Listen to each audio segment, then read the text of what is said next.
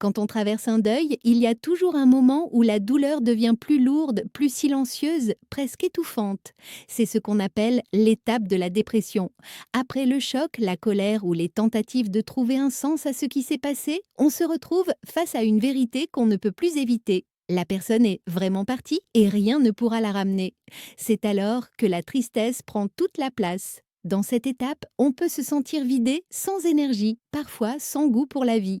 Les journées paraissent longues, le sommeil est fragile et même les petites choses qui autrefois apportaient de la joie semblent lointaines.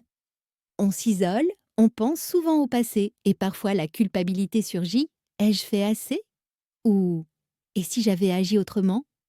Ces pensées ne sont pas des signes de faiblesse, mais la preuve que l'amour que tu portais était immense. Cette phase est douloureuse, mais elle n'est pas anormale. Elle fait partie du chemin. Dans son livre Traverser le deuil, disponible sur Amazon France et Amazon Canada, Jean-Marc Nicolas explique avec beaucoup de délicatesse que cette tristesse profonde est comme une traversée.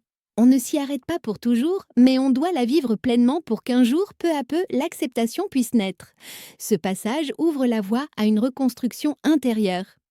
Tu n'as pas à avoir honte de cette étape. C'est le cœur qui parle, c'est la vie qui pleure et c'est nécessaire pour guérir.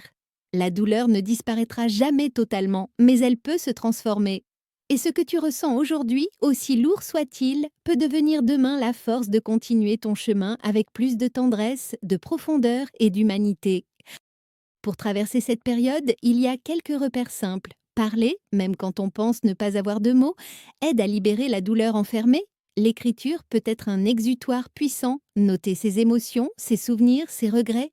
S'entourer, même de manière discrète, d'une personne qui écoute sans juger peut alléger le fardeau. Le corps aussi a besoin d'attention. Marcher, respirer, retrouver un peu de contact avec la nature donne de l'air à l'âme. Enfin, certains trouvent dans la prière, la méditation ou la foi une lumière qui apaise, d'autres dans l'art ou la musique un chemin de réconfort.